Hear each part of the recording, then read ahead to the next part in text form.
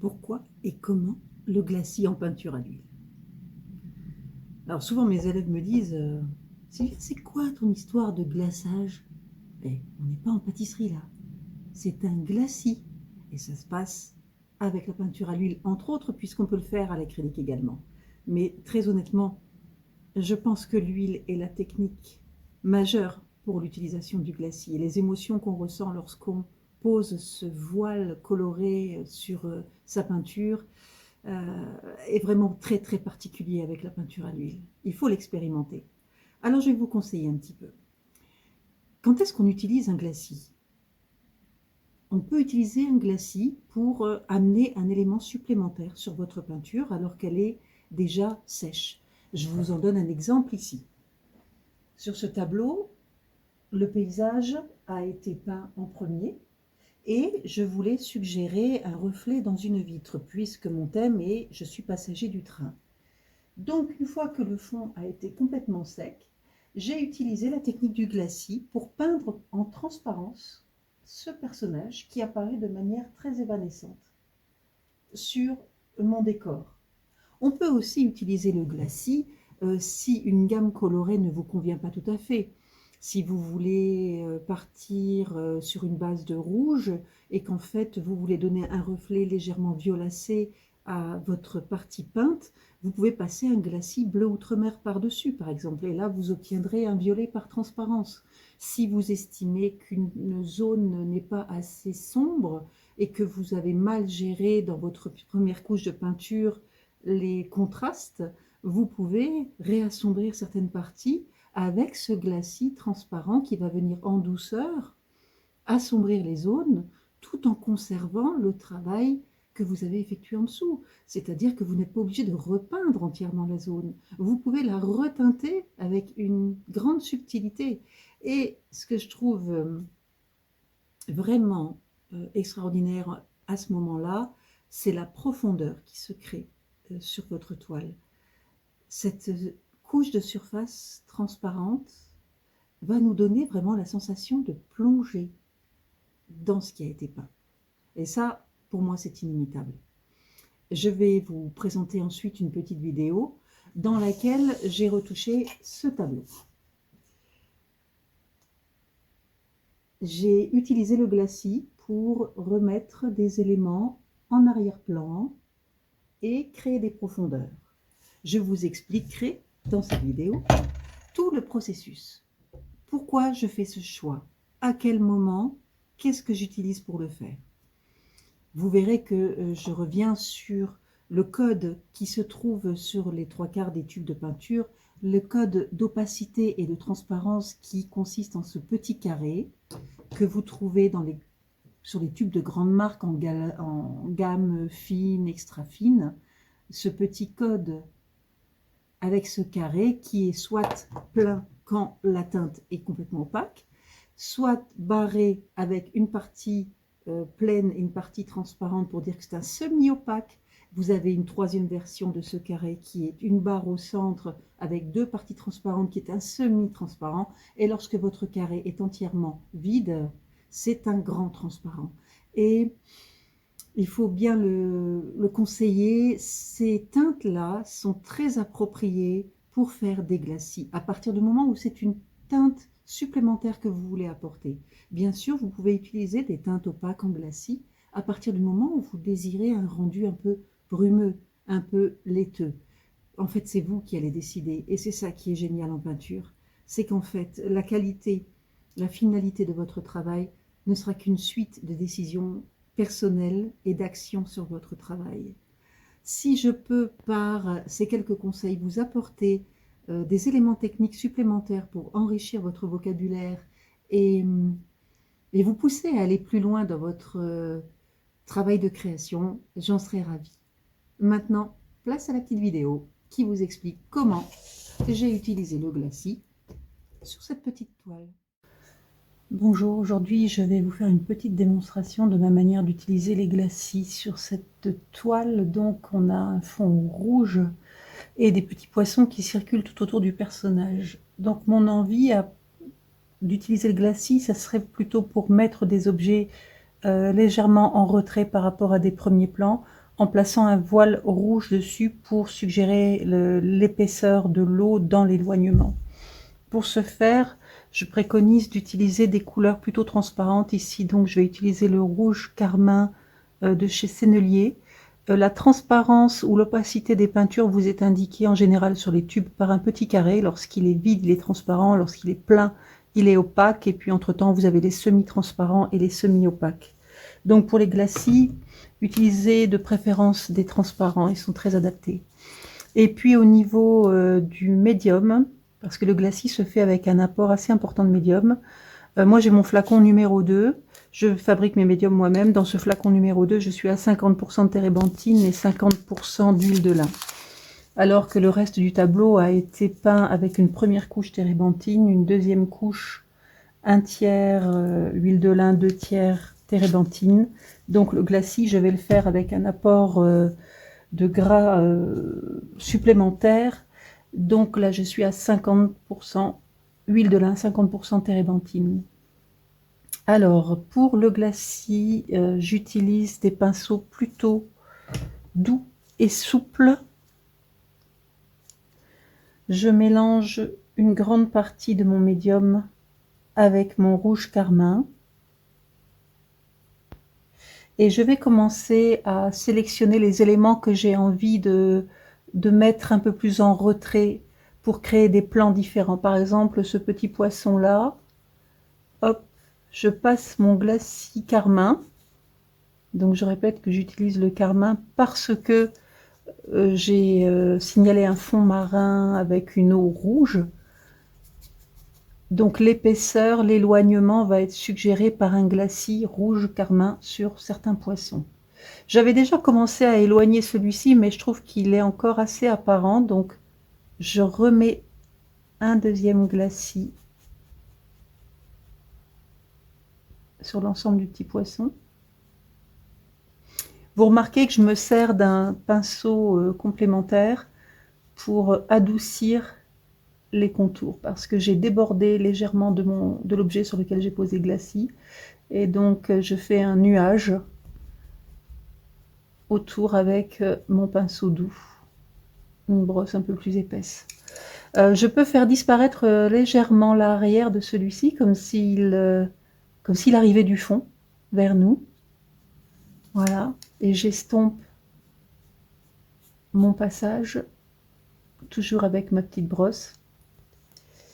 Maintenant, je vais passer un peu du côté droit du tableau, où pour l'instant, tous les poissons ont été peints exactement avec le même plan. Ils sont tous en premier plan, les couleurs ont été posées de manière très vive.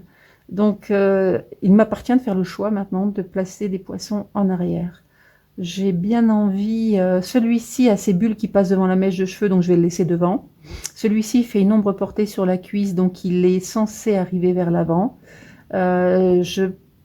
J'ai envie de placer celui-ci un petit peu en arrière-plan.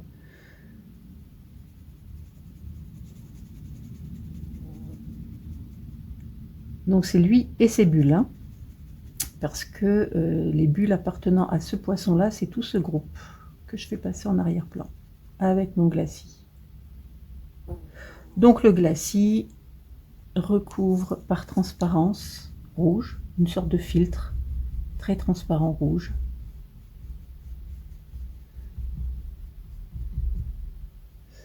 Tous les blancs sont de ce fait un peu rosés. J'ai cette jambe aussi, je m'étais questionnée sur le fait qu'elle était sur l'arrière.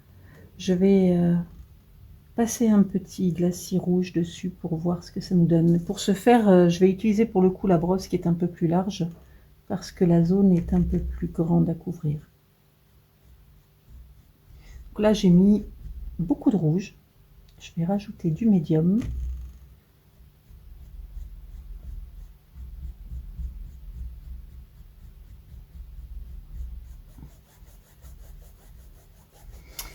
Voilà, ça assombrit considérablement la couleur. J'ai les traits du pinceau qui apparaissent. C'est pas forcément quelque chose que je veux. Donc, pour atténuer le fait que ces lignes apparaissent à cause de mon coup de pinceau, Eh bien, je vais reprendre une brosse propre. Et je vais venir faire un peu un retrait vers le bas. Je ressuie mon pinceau. Hop, je retire. Voilà. Donc cette jambe, c'est légèrement obscurcie en tonalité rouge. J'ai envie d'accentuer un peu ici pour faire ressortir le genou un peu mécanisé de mon pantin, puisque cette jeune femme, cette petite Ophélie, est symbolisée par un petit pantin qui se noie. Hop. Voilà, ça fait ressortir un petit peu mon vert tendre qui est ici. Maintenant, ben, on va faire la fête aux petits poissons. Hein. Grâce aux bulles que j'ai posées, j'arrive à voir à peu près qui est en premier plan, qui est en second plan. Alors celui-ci est assez anecdotique. Je vais l'emmener un petit peu vers les profondeurs. Voilà. Comme ça, il est visuellement moins présent, étant donné que ces contrastes sont adoucis par le glacis rouge. J'avais donc fait un premier passage du côté gauche du tableau. Et sur celui-ci, par exemple, j'ai envie de faire comme si le corps du poisson s'enfonçait encore plus et disparaissait encore plus dans ce fond rouge. Donc je vais voilà, recouvrir avec un glacis supplémentaire le bas du poisson, comme s'il disparaissait dans le fond. Une petite estompe. Voilà, j'observe un petit peu mes petits éléments à droite, à gauche.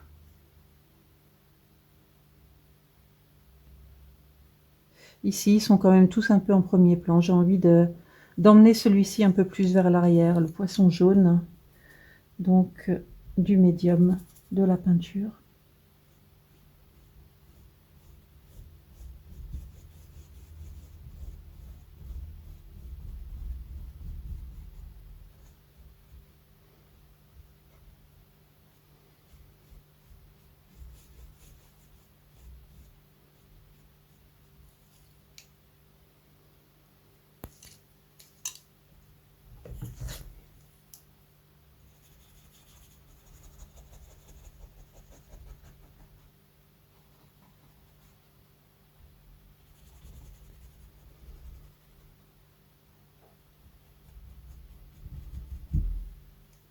Voilà, il est un petit peu plus enfoncé maintenant par rapport aux autres.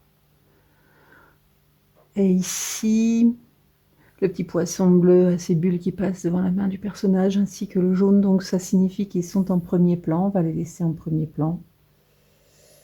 J'ai envie de laisser cette jambe un peu plus visible dans ces tons verts. Elle soutient un peu le personnage, elle fait surtout le lien entre le bas du tableau et puis le haut. Donc dans cette légère diagonale, ça m'intéresse de conserver la puissance du vert, sa visibilité. Alors celui-ci, j'y avais pensé à celui-là, il me plaît pas trop depuis le début, c'est pas mon favori hein, dans la gamme les petits poissons du fond.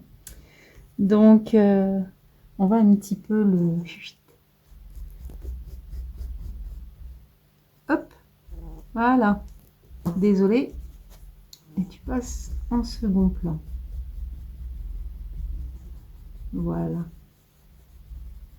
Le médium huileux à ce point redonne du lustre aux parties qu'on est en train de retoucher. Ce qui va créer des embus à certains endroits qui sont beaucoup plus secs et plus mat. Et ces embus, eh bien, je les ferai taire grâce au passage en finalité d'un vernis à retoucher, puisque la toile va mettre du temps à sécher. Quand elle sera sèche au toucher, je poserai un vernis à retoucher de manière à avoir une finition satinée sur l'ensemble du tableau. Voilà notre petit poisson bleu, mon petit Calimero, qui passe en second plan. Alors le glacis, c'est ça, c'est de la discrétion, c'est de la finesse, de la subtilité. C'est quelque chose qui est favorisé par l'utilisation de la peinture à l'huile. Même si en acrylique, on a maintenant des médiums qu'on peut incorporer à la peinture, qui peuvent nous apporter une fluidité et des transparences, mais surtout pour avoir vraiment un changement de tonalité, je vous conseille d'utiliser des gammes de couleurs transparentes. Et si vous cherchez à avoir un film laiteux, un voile légèrement opaque, là, oui, utilisez en toute conscience des peintures plus opaques, mais toujours avec un apport de fluide assez important. Ça vous donne une sorte de jus, un jus coloré. J'espère que grâce à cette petite vidéo, vous aurez envie de tester vous aussi les glacis. Après, on a du mal de s'en passer. Une fois qu'on a goûté à ça, on a un peu de mal à s'en passer. Et bien entendu, une petite indication, vous passez votre glacis lorsque la couche sur laquelle vous avez envie de retravailler est sèche, parfaitement sèche. Sinon, vous emmenez toute votre peinture avec. Bonne peinture. Au revoir.